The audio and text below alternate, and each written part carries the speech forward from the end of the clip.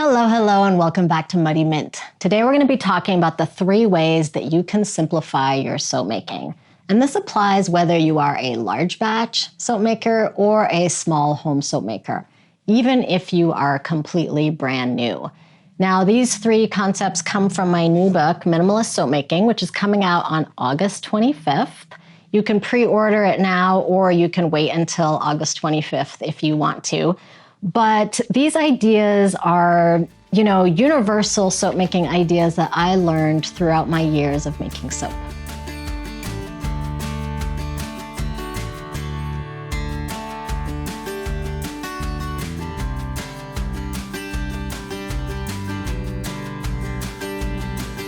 If you are new here, my name is Simi, and I am the owner and founder of Muddy Mint Soap Co. Now, we started as a small company, like most other companies, about 10 years ago, exactly 10 years ago, actually. Today is our 10-year anniversary of starting our business. And I started in my home kitchen, just like most of you probably did. And then we grew our business to become more of a production soap making company. So we were making about 600 bars of soap per day. And that required a really big shift from when we first started to where we went to. So it was, basically a 10-year journey. And during that time, I learned that simplifying is really the key to having a successful business.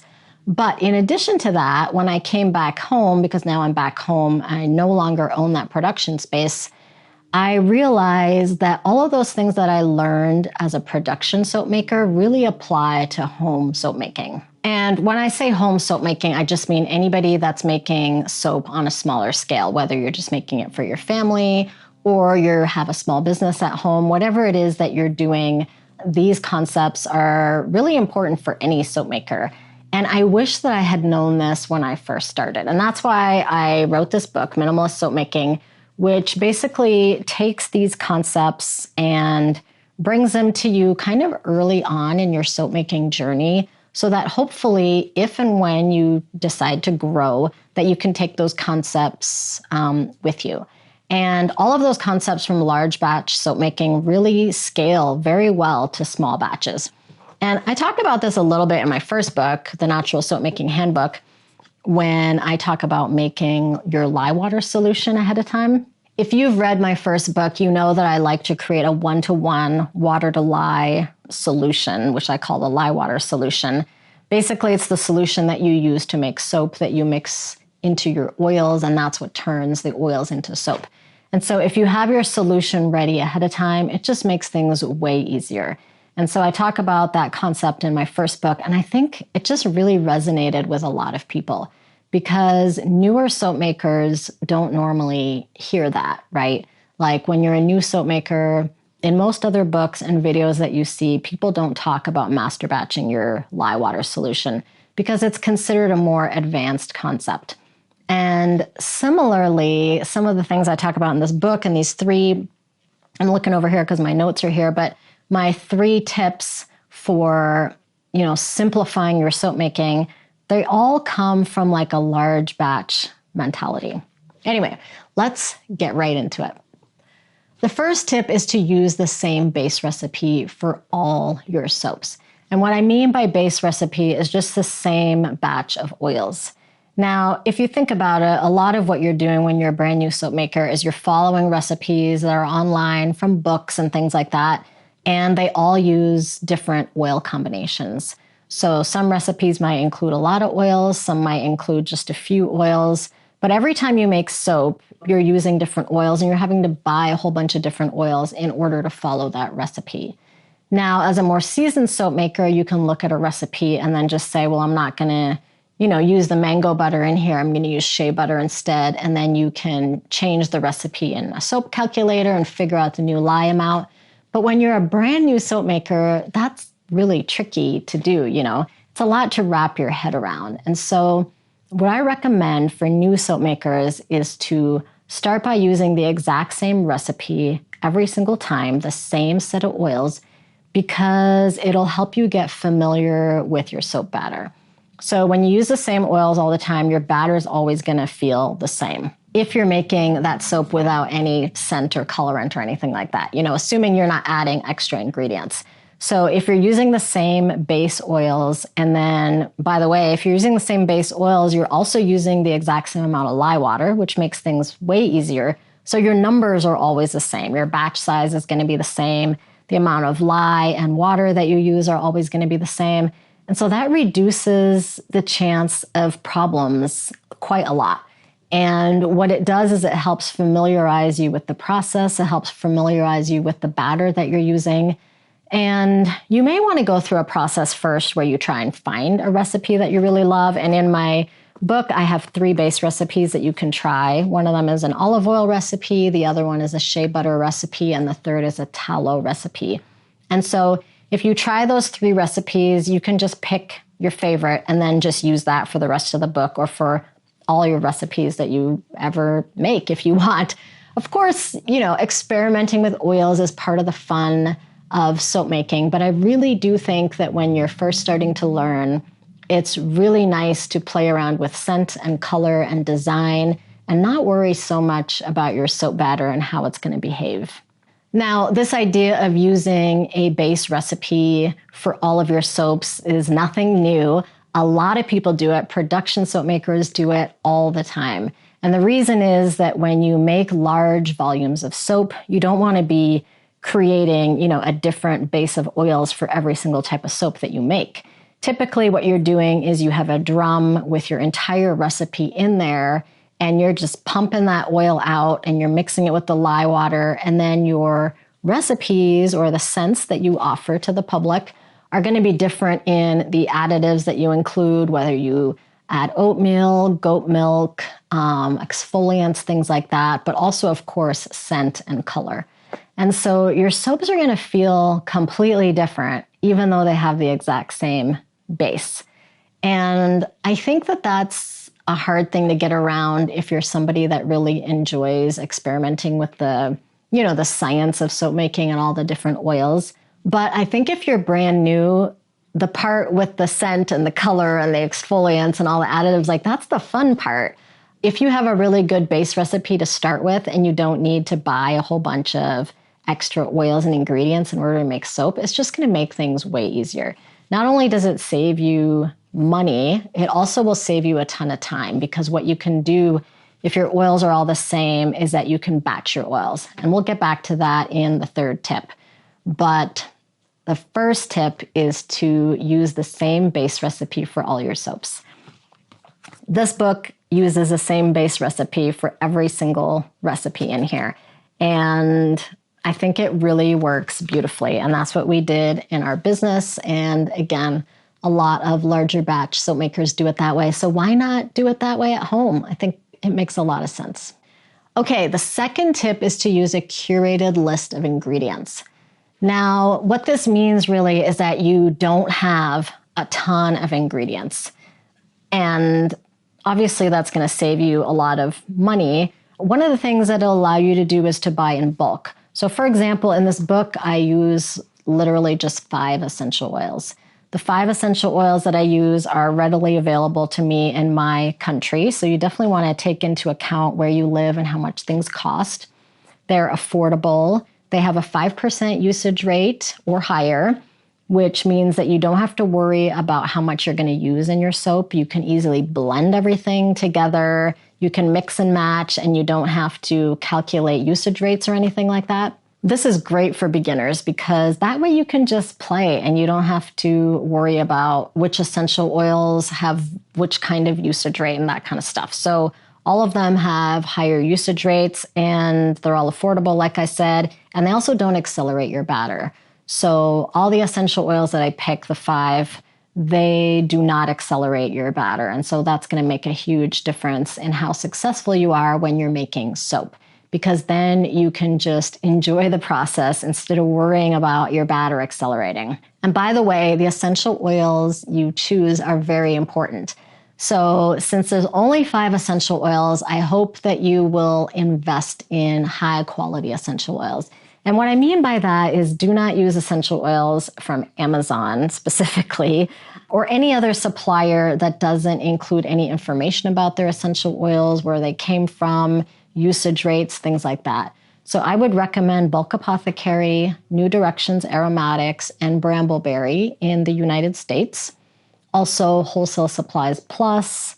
By the way, this is true for fragrance oils as well. Most reputable companies will tell you the usage rates, they'll provide documentation, and then they'll also let you know how the fragrance performs in cold processed soap. They've usually tested it in cold processed soap so that they know whether it discolors the batter. A lot of the questions that I get via email, particularly for the recipes that we sell online and from my first book, have to do with accelerating batter. And usually the essential oil is the culprit. And usually that essential oil is from Amazon. They just contain other ingredients sometimes. Sometimes they're not even essential oils, they're fragrance oils, and then they have other stuff in them. So you just have to be really careful. So since there's only 5 being used in this book, hopefully you are able to invest in higher quality essential oils. If you only have to buy 5 and you're mixing and matching and you're getting a whole, wide variety of scents from those 5, you can actually buy a bigger bottle, which will be cheaper per ounce or per gram. And so that really makes a huge difference as well. Same is true for oils. If you're going through oils quickly, like because you're using a base recipe with the same oils, there's less chance of those oils going rancid. It's going to be cheaper to buy a higher quantity, all those kinds of things. And I have in the book, I talk about all these things and exactly, why you would want to do these steps and what the advantages are. I'm not going to go through everything here, but curating your ingredients is going to make a big difference for cost and for ease of use, but also it's going to increase your creativity. This is one of those concepts that's like quintessential minimalism. It's like, if you're presented with a whole bunch of options, it's going to be hard to decide what to do. But if you have, a small set of ingredients that you really enjoy using, that you've used before, that you're familiar with, there are many, many ways that you can combine those ingredients to create new colors, to create new scents, to create new formulas or ideas for your soaps. And just having less really inspires more creativity, rather than being confronted, with like a closet full of things and you're just kind of overwhelmed. And so while this book has recipes, and there's 30, how many recipes are there? 35 recipes, I think, in here that will give you ideas on what you can do to combine all those different ingredients together. There's like infinite possibilities. In fact, every recipe in here has a variation for a different kind of recipe that you could make, just an idea of a different recipe. So having fewer ingredients doesn't limit your ability to make soap or your creativity. It actually broadens it. And so I think that's probably one of the biggest things I learned from production soap making is I found myself using the same ingredients over and over again, but creating, wildly different soaps. And so those ingredients that I was gravitating towards, those are the ones that were working well for me and that I really loved using, and they were predictable. And I knew, I had like a good idea of how it would come, the soap would come together, even though it might be a brand new combination of ingredients. All right. So the third thing is to refine your soap making process. Now, this is where batching comes into play. When we talk about master batching your lye water, we can also batch our soap making oils. And I talk about this in this book. And I also have a video about this, which I will show you at the end of this video, where I go through exactly how I batch my oils. And we've been doing this for a very long time because we use the same base recipe for all of our soaps. So when you use the same base recipe, you can easily batch all your oils ahead of time. And what that really means is you're putting together containers. In this case, in the case of this book and how I laid it out, there's going to be 4 different containers with the exact same set of oils in each. And then when it's time to make soap, you grab a container and you grab your lye water and you're ready to go. So the way that I do it is I always batch a day ahead. So if I'm, usually I have some lye water on hand because I'll batch a large quantity, but let's say you don't have any. You can spend 10, 15 minutes creating a batch of lye water, and then that way you can let it cool overnight. And by the way, I'm creating a batch for large amounts of soap, not just one batch of soap. And then I also create all my buckets. So usually I make a lot of buckets ahead of time, but for the purposes of the book, I have you guys make 4 buckets so that you can make 4 batches of soap whenever you want. Just grab a bucket and go. And this is where, this is what I mean by process, is that the process then becomes very easy because you have these days where you batch, and then you have your soap making days. So if you already have everything batched, your soap making days are way easier. There's just like less overhead to just starting. So just to give you an example of the flow is, normally I would grab a bucket of oils, my batched oils, and in there I would have most of my hard oils. And I don't typically put my olive oil or some of my soft oils in there. Usually I just leave out the olive oil because that's easy to add in. So I'll take that bucket, I'll microwave it. And yes, I do microwave my oils. You don't have to, you can do it over the stove. But basically you heat up your oils. I get them to about 140 degrees Fahrenheit. And then I also warm up my lye water. And I explain exactly how I do that in here, but it's a very quick one-step process. You don't have to do a double boiler or anything like that. So I warm up my lye water. I've got my oils to 140. I add in the olive oil, which then cools everything down. And then I add in, all my other ingredients, essential oils, additional liquid, that kind of stuff.